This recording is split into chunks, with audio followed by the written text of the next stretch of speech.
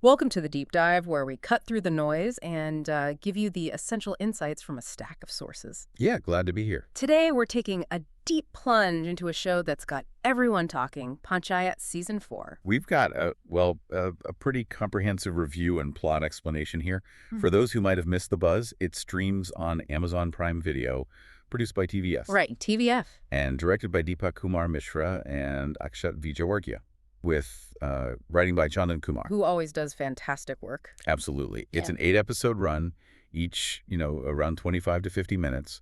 And it's this really unique blend of comedy drama and rural political satire. Our mission today really is to explore how this latest season evolves from the ones before it. We'll be diving into, the village elections, the political maneuvering, Mm. and the surprisingly deep emotional journeys of the characters, all while keeping that sort of signature slow burn charm of Fulera. What are the key shifts? What makes it so impactful, even with maybe more subtle changes this time? I'm genuinely curious to unpack this.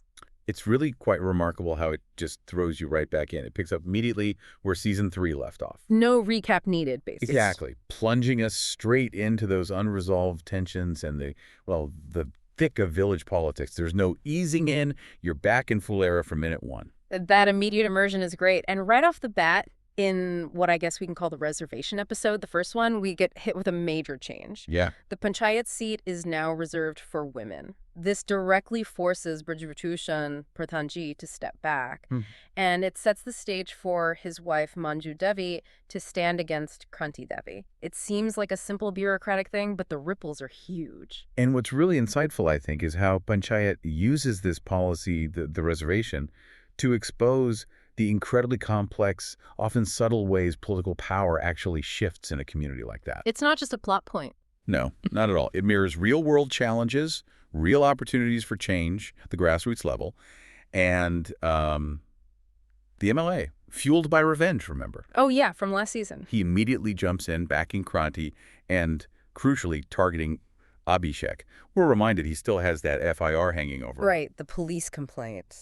So this really brings a strong women's political voice to the front, but also just immense pressure on everyone involved. Public duty versus personal risk. So the political board's reshuffled, battle lines drawn, and then we see the campaign really unfold in the next couple episodes. Yeah, campaign begins and the gift war. Manju Devi, she's initially hesitant, right? You see her team, Abhishek, Vikas, Prahlad, really having to push her to step out and, connect with voters. And the contrast the show draws there is, well, it's stark. Kranti Devi's side starts distributing free generators. Ah, the gifts. Exactly. Then it escalates. Samosas, potatoes, false promises. It's a pretty vivid look at how power games and inducements can sway elections. Well, Manju Devi's team chooses the harder path. Right. They opt for going door to door, Yeah. trying to emphasize that genuine connection, authenticity, over just handing stuff out. And it's amid all this political storm that Abhishek's internal world really comes into focus, doesn't it? Definitely. He's clearly torn between his official neutrality as the Panchayat secretary Mm-hmm. and his growing, emotional attachment to Fulera and the people there. And of course, for the fans, you get those subtle hints. The blossoming of Rinki and Abhishek's romance amidst all the chaos. It adds that human touch. Yeah, a bit of sweetness in the tension. This is where the writing, I think, really excels. It digs into that core conflict. Grassroots politics versus ethics. That constant pull between truth and temptation in elections. And the power of just human connection. Absolutely. Showing how even in these really contentious situations, those genuine relationships can be a grounding force. Okay, so as the season moves on, the pressure really starts to build. Systemic pressure, especially when the MLA gets directly involved. Right, he actually visits Fulera. Yeah, publicly backing Kranti Devi. And it feels like a very direct, almost menacing, indirect threat towards Abhishek. It's a masterclass in showing systemic intimidation, how Yeah. it works. And you see the ripple effect immediately. Bhushan just falls into this slump, terrified of political defeat. But then Prahlad's role, that becomes quite significant, doesn't it? Yeah. Quietly significant. Oh, absolutely. It's something a lot of viewers picked up on. After his personal tragedy last season, he just quietly steps up. He becomes this kind of moral pillar for the team. Wow. It's a real testament to finding strength under that immense political pressure. And the rallies themselves are fascinating. Manju Devi She surprises everyone, right? Gives this really bold, heartfelt speech.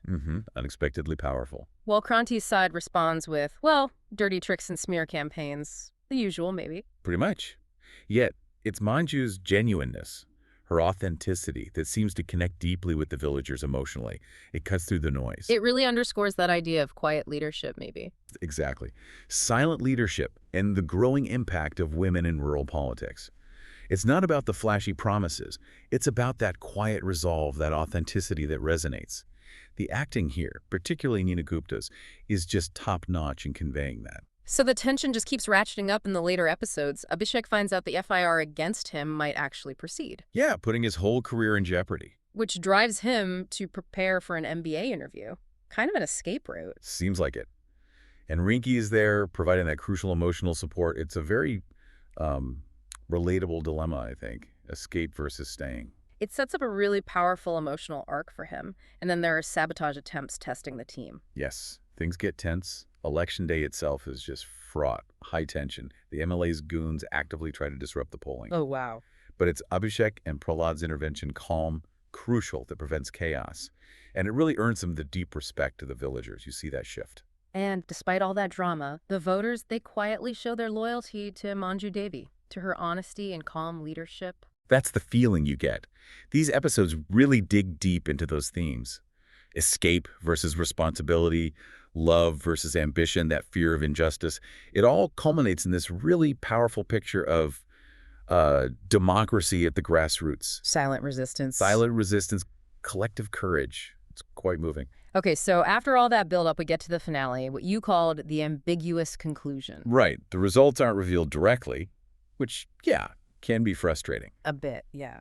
But there are these subtle hints, strong suggestions that Manju Devi might have actually won. It's brilliant, though, how it keeps you guessing. And the MLA's parting shot, that warning of future consequences, Oh, yeah. definitely hints at a storm brewing for Season 5, leaves you on edge. And adding to that uncertainty, Abhishek gets his MBA interview date. But almost at the same time, a legal notice about the FIR. So it leaves that potent, unresolved question hanging. Exactly. Will Abhishek leave Fulera for his ambition, or will he stay and fight? It's a killer cliffhanger. That open ending, it's so skillfully crafted. It really emphasizes choices, consequences, that balance between hope and, well, harsh reality. Leaves you with questions that just make you desperate for more. So let's talk about what makes Season 4 really stand out from the previous ones. Well, for one, it absolutely shines in its emotionally evolved storytelling. It consciously shifts focus. Left overt slapstick, more deep political and emotional tension. We see Manju Devi genuinely mature into her role. Abhishek's internal dilemmas feel very real. And Prahlad, his quiet journey through grief and finding purpose again. The powerful stuff. The series just masterfully shows how, even simple people in villages carry these incredibly layered emotions and make powerful decisions. Yeah. Storytelling gets a strong 4.5 out of 5 in the source review. And the performances. You mentioned Nina Gupta. Exceptional. Truly. Nina Gupta as Manju Devi is brilliant. Jihendra Kumar as Abhishek, he just expertly balances that ambition, anxiety, affection. Yeah. It feels so authentic. Yeah, he's great. And Faisal Malik as Prahlad delivers arguably the most poignant arc in the whole series so far. It's no surprise the acting gets a perfect 5 out of 5. I know a lot of viewers, myself included, found Prahlad's journey this season incredibly moving. The internet seemed to agree, lots of comments about it being heart-wrenching. And it's clear, too, that Fulera itself isn't just a backdrop anymore. It really feels like a living character. How so? Well, the show's use of those wide, lingering shots of the landscape, the sound design, you hear everything, the flies buzzing, distant chatter.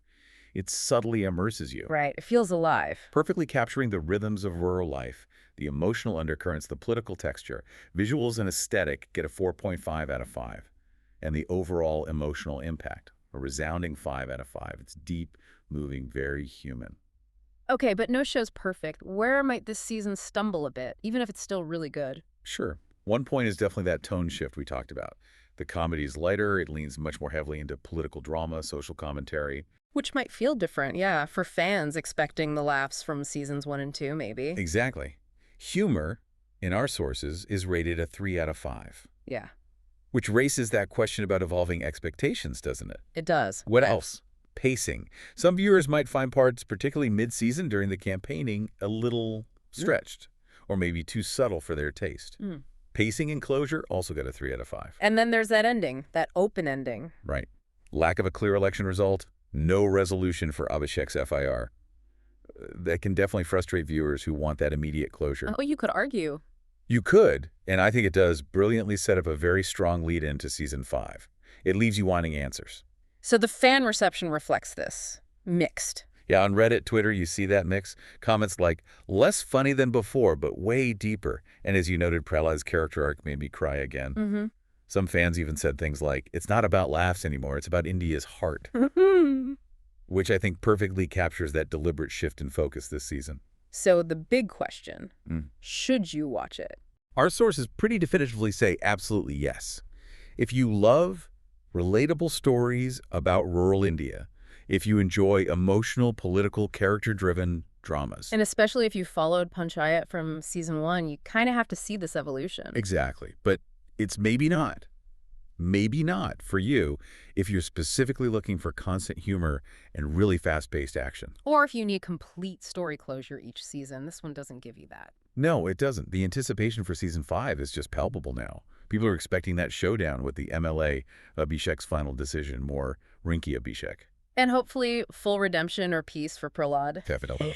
So what we've really seen in this deep dive into Panchayat Season 4 is a show that, okay, it shifts its tone, it changes its pacing a bit, but it deeply enriches its characters and narrative. It offers this really powerful and I think poignant look at democracy, personal ambition, community resilience in rural India. And it concludes with Abhishek's future just hanging profoundly in the balance.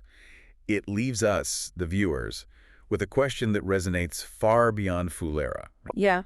When you're faced with that opportunity for escape, for personal advancement, do you choose that path? Or do you stay and fight for something bigger, something you've become emotionally attached to, even when there's injustice and uncertainty all around? What would you do? That's a heavy question. This deep dive, it leaves us not just with a comprehensive understanding of Season 4, but with that profound question about choices and consequences that I find myself still mulling over. The anticipation for Season 5 with its promised showdowns and resolutions is definitely palpable. We hope you enjoyed this deep dive. Yeah, I hope it's insightful. And we wholeheartedly encourage you to watch the season if you haven't and form your own conclusions on Abhishek's fate and the future of Fulera.